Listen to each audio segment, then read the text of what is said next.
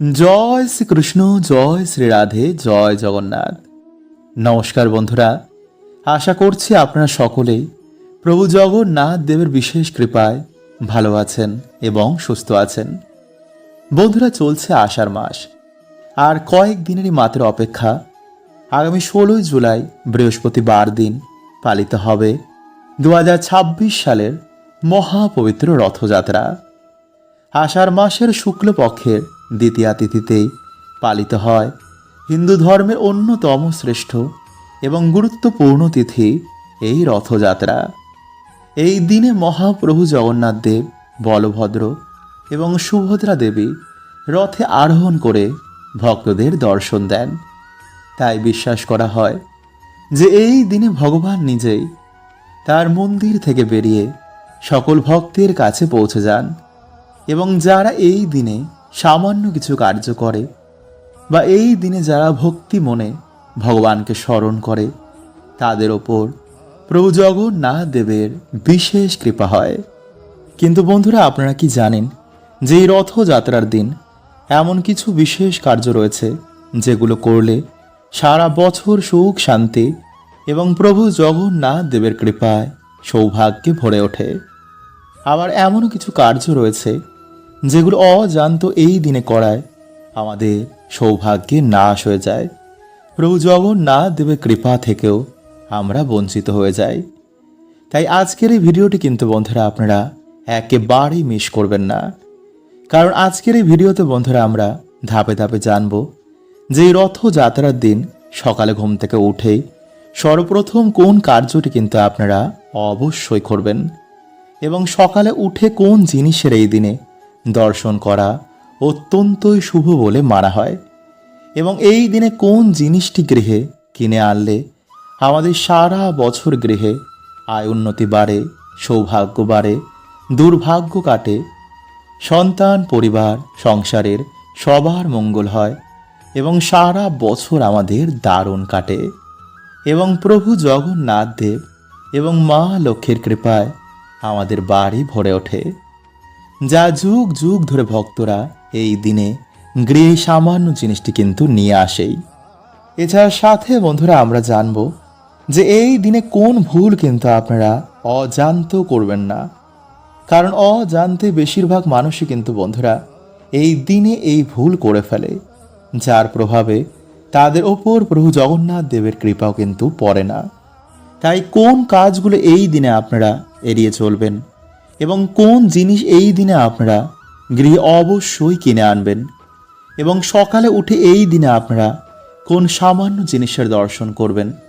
এছাড়া সাথে বন্ধুরা আমরা আরও জানব যে এই রথযাত্রার আগে যদি আপনারা এই সামান্য কিছু বিশেষ সংকেত আপনারা লক্ষ্য করেন, তাহলে সেই সংকেতগুলো কিন্তু বন্ধুরা আপনারা কাউকেই বলবেন না, কারণ এই সংকেতগুলো এই সময় বন্ধুরা তারাই পাবে যাদের ওপর প্রভু জগন্নাথ দেব এবং মা লক্ষ্মীর বিশেষ কৃপা হবে।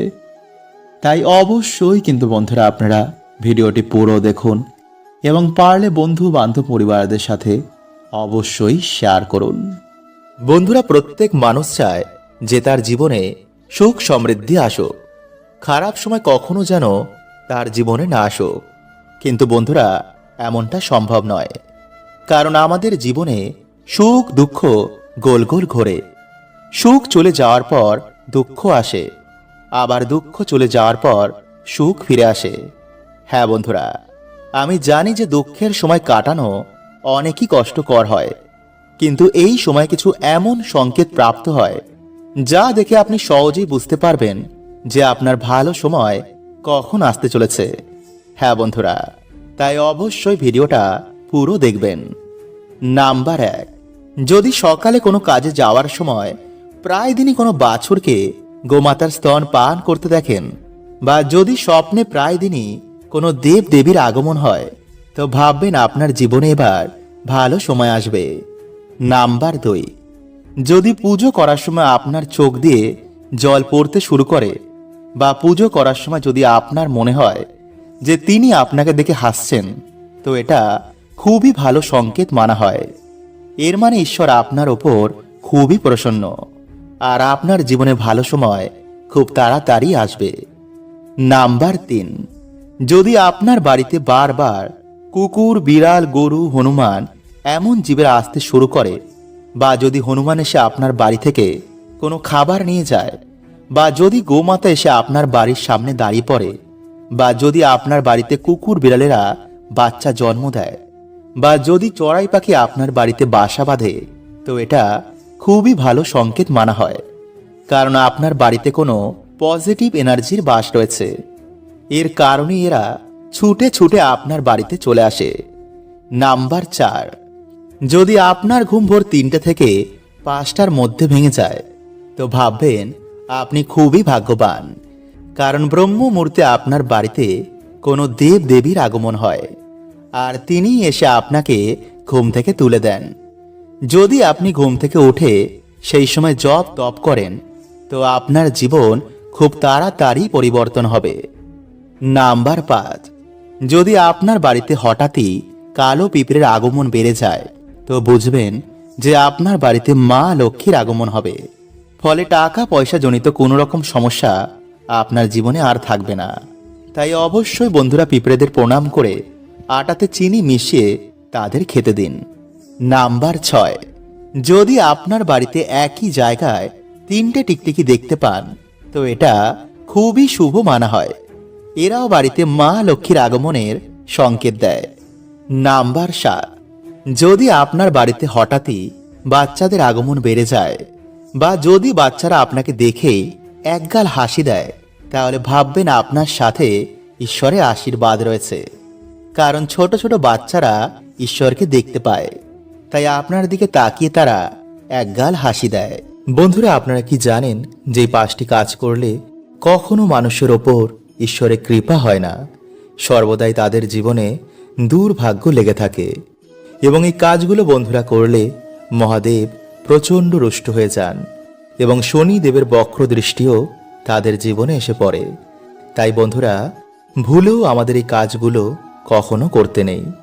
এমন মানুষ বন্ধুরা কেঁদে কেঁদে চোখের জল ফেললেও ভগবান তাদের প্রার্থনা কখনো শোনেন না।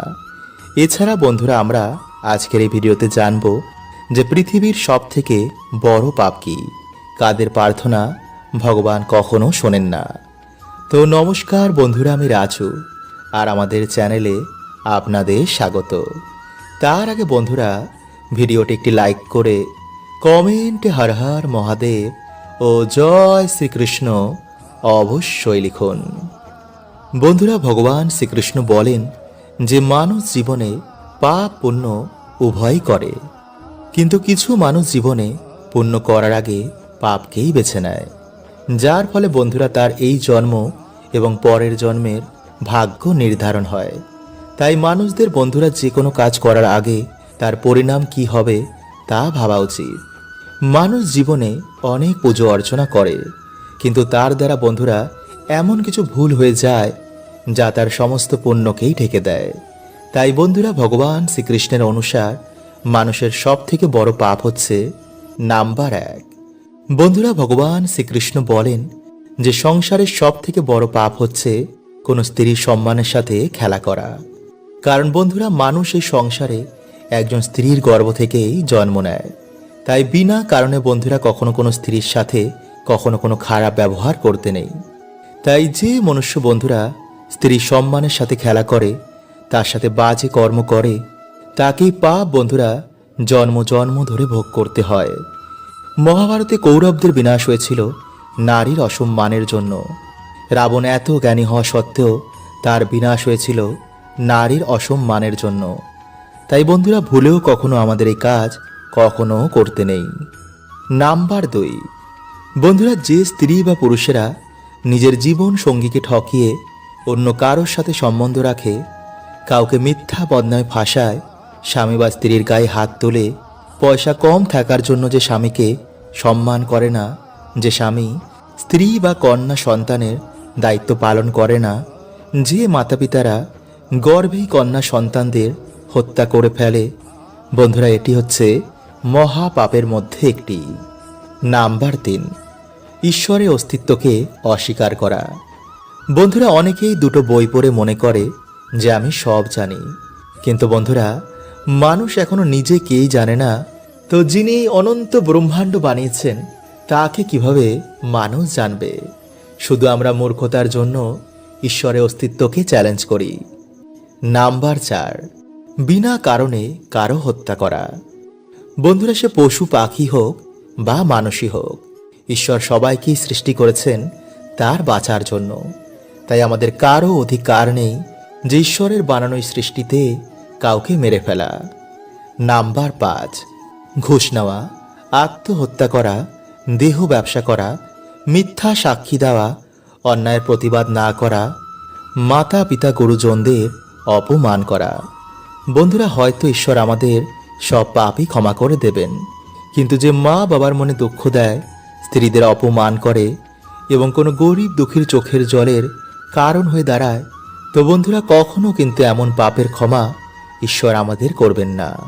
তাই যদি বন্ধুরা আপনাদের ভিডিওটি ভালো লাগে তো অবশ্যই লাইক, কমেন্ট ও শেয়ার করতে একদম ভুলবেন না।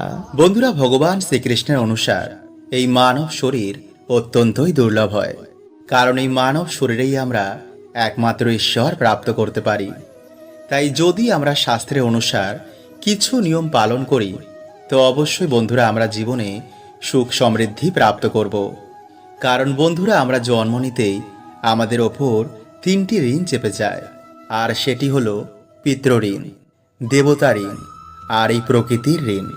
তাই এর থেকে মুক্তি পাওয়ার জন্য প্রত্যেক দিন মানুষের কিছু কর্ম করা উচিত। এতে সেই ব্যক্তি সমস্ত প্রকার ঋণ থেকে এবং অজানা পাপ থেকে তার মুক্তি হয়ে যায়। ফলে তার জীবনে এসে পড়ে ঈশ্বরের বিশেষ কৃপা। তাই আজকের ভিডিওতে বন্ধুরা আমরা জানব যে ভগবান শ্রীকৃষ্ণের অনুসার মানুষ যদি প্রত্যেক দিনই জিনিসের দর্শন করে তো তার জীবন থেকে দুঃখ, দরিদ্রতা, রোগ ব্যাধি এই সব কিছুর নাশ হয়।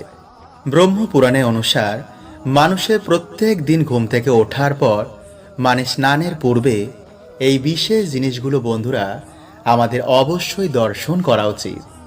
তো চলুন বন্ধুরা এবার আমরা জেনে নিই সেই বিশেষ জিনিসের সম্বন্ধে। তো নমস্কার বন্ধুরা, আমি রাজু আর আমাদের চ্যানেলে আপনাদের স্বাগত। তার আগে বন্ধুরা ভিডিওটি একটি লাইক করে কমেন্টে হর হর মহাদেব ও জয় শ্রীকৃষ্ণ অবশ্যই লিখুন। বন্ধুরা, শাস্ত্রের অনুসার প্রত্যেক মানুষের অন্তত একদিন ব্রহ্ম মুহূর্তে ওঠা দরকার। তাই যদি আপনার ঘুম ভোর 3টে থেকে 5টার মধ্যেই ভেঙে যায় তো ভগবান নিজে আপনাকে সংকেত দিচ্ছেন যে আপনার ব্রহ্ম মুহূর্তে ঘুম থেকে ওঠা দরকার। তাই ধীরে ধীরে বন্ধুরা আপনারা এর অভ্যেস করুন, কারণ এই ব্রহ্ম মুহূর্তেই বন্ধুরা আমাদের এই ব্রহ্মাণ্ডের সূচনা হয়। ফলে সেই সময় আমাদের পৃথিবীতে বহু দেবী দেবতার আগমন হয়। এছাড়াও বন্ধুরা বায়ুমণ্ডলে এই সময় কসমিক এনার্জির বৃষ্টি হয়। তাই যে ব্যক্তি রোজ এই সময় ঘুম থেকে ওঠে তার শরীর ও মন সর্বদাই সুস্থ থাকে। ফলে এমন ব্যক্তি জীবনে তাড়াতাড়ি উন্নতি করে। যে বাড়িতে প্রত্যেক দিন ব্রহ্ম মুহূর্তে ভগবানের পুজো আরাধনা করা হয় সেই বাড়িতে সাক্ষাৎ মা লক্ষ্মী নিবাস করেন। নাম্বার 2, ঘুম থেকে উঠেই যে ব্যক্তি নিজের হাতকে এইভাবে দেখে, হাতের ওপরের ভাগে মা লক্ষ্মী, হাতের মাঝখানের ভাগে মা সরস্বতী এবং হাতের নিচের ভাগে ভগবান শ্রীকৃষ্ণকে স্মরণ করে সে তার জীবন শুরু করে, তো জীবনে মা লক্ষ্মী, মা সরস্বতী ও ভগবান শ্রীকৃষ্ণের কৃপায় তার সব কাজেই সফলতা প্রাপ্ত হয়। মা লক্ষ্মীর কৃপায় সে ধন সম্পত্তি প্রাপ্ত করে, মা সরস্বতীর কৃপায় সে বিদ্যা বুদ্ধি প্রাপ্ত করে, আর ভগবান শ্রীকৃষ্ণের কৃপায় সে সব দুঃখ থেকে মুক্তি পেয়ে যায়। নাম্বার 3, ঘুম থেকে উঠেই মাটিতে পা দেওয়ার আগে আমাদের ভূমাতার কাছে এর জন্য ক্ষমা চাওয়া উচিত। ভূমাতাকে বলা উচিত, হে বিষ্ণু পত্নী, আমাদের এই কার্যের জন্য মাতা তুমি আমাদের ক্ষমা করে দিও এবং সকল দুর্ঘটনা থেকে মাতা তুমি আমাদের রক্ষা করো। হে মাতা, এই ধরাধামে আমাদের স্থান দেওয়ার জন্য তোমাকে অনেক অনেক ধন্যবাদ। আমরা জেনে না জেনে এই প্রকৃতির ওপর নানা রকম অত্যাচার করি, তাই সকল কার্যের জন্য মা তোমার কাছে ক্ষমা চাইছি। এরপরেই বন্ধুরা আপনারা আপনাদের জীবন শুরু করুন। নাম্বার 4, যারা সকালে ঘুম থেকে উঠেই ঈশ্বরের নাম ও জপ করেন তারা অবশ্যই কোমর অবধি ধুয়ে ভালো করে মুখ হাত পা ধুয়ে তারপরে ঈশ্বরের সামনে বসে শঙ্খ, ঘণ্টা, প্রদীপ, কাসর এই শুভ জিনিসের দর্শন করার পর ঈশ্বরের কাছে বসে আপনারা ঈশ্বরের নাম চিন্তন করুন। কারণ যেই দিন সকালে ঈশ্বরের নাম দিয়ে শুরু হয় সেই দিন এক আলাদাই আনন্দে কাটে। তাই এরপর মা বাবা, গুরুদেব ও সূর্য নারায়ণ দেবকে প্রণাম করে আপনি নিজের কাজে যান। যে ব্যক্তি প্রত্যেক দিন এগুলি পালন করে তার জীবনের সমস্ত প্রকারের দোষ, বাধা এগুলিতে নাশ হয়ে যায়। ফলে সকল কাজেই সেই ব্যক্তি সফলতা প্রাপ্ত করে। নমস্কার বন্ধুরা। জ্যোতিষ শাস্ত্র এবং বাস্তু শাস্ত্রে ময়ূরের পালকের এক বিশেষ মাহাত্ম্য বলা হয়েছে। বাস্তু শাস্ত্রের অনুসার ময়ূরের পালক বাড়িতে সুখ, শান্তি, সমৃদ্ধি আমাদের প্রদান করেন। শাস্ত্রে এটিকে এমন এক যন্ত্র বলা হয়েছে যা ধনকে আকর্ষণ করে। তাই যদি বন্ধুরা আপনারা বাড়িতে ঠিক এই জায়গায় এবং এই দিকে একটি ময়ূরের পালক রাখতে পারেন তো বন্ধুরা বাড়ির আর্থিক উন্নতি অনেক গুণ বেড়ে যাবে। তাই এর জন্য বন্ধুরা আপনাদের মাত্র 3টি ময়ূরের পালক লাগবে এবং কিছু বাস্তু নিয়ম যা আপনাদের আজকের এই ভিডিওতে আমি জানিয়ে দেব। তাই বন্ধুরা ভিডিওটি একটি লাইক করে কমেন্টে হর হর মহাদেব ও জয় শ্রীকৃষ্ণ অবশ্যই লিখুন। বন্ধুরা আমাদের হিন্দু শাস্ত্রে এই ময়ূরের পালকের এক বিশেষ মাহাত্ম্য রয়েছে। জ্যোতিষ শাস্ত্র অনুসার যে স্থানে ময়ূরের পালক থাকে সেখানে কখনো গ্রহের খারাপ প্রভাব পড়ে না। পুরাণেও ময়ূরের পালক নিয়ে বিভিন্ন উপায়ের কথা বলা হয়েছে। আয়ুর্বেদেও ময়ূরের পালক নিয়ে এটি বলা হয়েছে যে কিভাবে ময়ূরের পালক বাড়ি থেকে রোগ ব্যাধি দূর করে। সাথে ভগবান শ্রীকৃষ্ণ এই ময়ূরের পালকের অনেক প্রশংসা করেছেন এবং তিনি তা নিজের মুকুটে সর্বদাই ধারণ করেন। ময়ূরের পালক ছাড়া তিনি কখনো কোথাও যান না। তাই ভগবান শ্রীকৃষ্ণ বলেন যে ময়ূর হচ্ছে সুখ, শান্তি, সমৃদ্ধির প্রতীক। ময়ূরের পালক মানুষকে সমস্ত রকম নেগেটিভ ঊর্জা থেকে রক্ষা করে। ফলে সহজেই মানুষের জীবনে সুখ, শান্তি ফিরে আসে।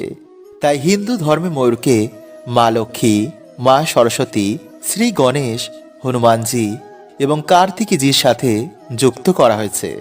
তাই ময়ূরের পালককে ব্যবহার করে সহজেই মা লক্ষ্মীকে প্রসন্ন করে জীবনে সুখ, শান্তি, সমৃদ্ধি প্রাপ্ত করা যায়। এবং ময়ূরের পালকের সাথে যদি একটি বাঁশি রাখা যায় তো বন্ধুরা এটিকে বাড়ির জন্য খুবই শুভ বলে মানা হয়। নাম্বার 2, বন্ধুরা যদি আপনাদের বাড়িতে সুখ, শান্তি, সমৃদ্ধি আসতে বাধার সৃষ্টি হচ্ছে তো বন্ধুরা আপনারা কি করবেন, বাড়ির যে মুখ্য দরজা রয়েছে তার উপর আপনারা গণেশজির প্রতিমা রেখে তার দুপাশে 2টি ময়ূরের পালক রাখবেন। এতে বন্ধুরা আপনাদের বাড়িতে কোনো রকমের নেগেটিভ ঊর্জা আর প্রবেশ করতে পারবে না। এবং যদি বন্ধুরা আপনাদের বাড়ির সদর দরজা বাস্তু নিয়মের বিপরীতই হয় তো বন্ধুরা বাড়ির যে মুখ্য দরজা রয়েছে তার উপরে আপনারা 3টে ময়ূরের পালক টানিয়ে দিন। এতে বন্ধুরা আপনাদের বাড়ির বাস্তু ঠিক হয়ে যাবে। নাম্বার 3, বন্ধুরা যদি আপনাদের ওপর গ্রহের খারাপ দৃষ্টি চলে, রোগ ব্যাধি যদি আপনাদের ঘিরেই থাকে, কিছুতেই যদি বাড়িতে উন্নতি না হয় তো বন্ধুরা আপনারা একটি ময়ূরের পালক নিয়ে তাতে গঙ্গা জল ছিটিয়ে বা শুদ্ধ জল ছিটিয়ে ভগবান শ্রীকৃষ্ণের নাম নিয়ে বাড়িতে এমন জায়গায় রেখে দিন যেখানে কেউ সে জিনিসটিকে দেখতে না পায়। নাম্বার 4, পড়াশোনায় কিছুতেই মন লাগে না। বন্ধুরা যাদের পড়াশোনায় একদমই মন বসছে না বা পড়া মুখস্থ থাকছে না তারা কি করবেন, একটি ময়ূরের পালক নিয়ে তাতে গঙ্গা জল ছিটিয়ে মা সরস্বতীর পায়ের কাছে রেখে দিন। পরের দিন আপনারা সেই ময়ূরের পালকটিকে নিজের বইয়ের মধ্যে রেখে দিন। এতে আপনাদের পড়াতে অবশ্যই মন বসবে। নাম্বার 5, যাদের বাড়িতে ছোট বাচ্চা বা কারোর ওপর নজর বারবার লাগে তারা বালিশের নিচে একটি ময়ূরের পালক রেখে রাতের বেলায় ঘুমিয়ে পড়ুন। পরের দিন আপনারা সেই ময়ূরের পালকটি নিয়ে গিয়ে কোনো প্রবাহমান জলাশয়ে ভাসিয়ে দিন। নাম্বার 6, শত্রুনাশ। বন্ধুরা কেউ যদি আপনাদের পিছনে বারবার লাগছে তো মঙ্গলবার দিন আপনারা হনুমানজির মাথার সিঁদুর নিয়ে সেই ময়ূরের পালকে লাগিয়ে দিন। সকালে স্নান করেই সেই শত্রুর নাম নিয়ে আপনারা কোনো জলাশয়ে ভাসিয়ে দিন। নাম্বার 7, বন্ধুরা, যদি আপনাদের কোনো মনোবাসনা এখনো বাকি রয়েছে বা আপনাদের আর্থিক উন্নতি চাই, তো স্নান করে সে ভগবান রাধা কৃষ্ণের মন্দিরে গিয়ে বা বাড়িতেই ভগবান শ্রীকৃষ্ণের মাথায় এই ময়ূরের পালকটি বেঁধে দিন এবং নিজের মনের যা ইচ্ছা রয়েছে তা ভগবানকে বলুন। দেখবেন কিছু দিনের মধ্যে আপনাদের বাড়িতে সুখ শান্তিতে ভরে গেছে। হরে কৃষ্ণা, ওম নমঃ শিবায়।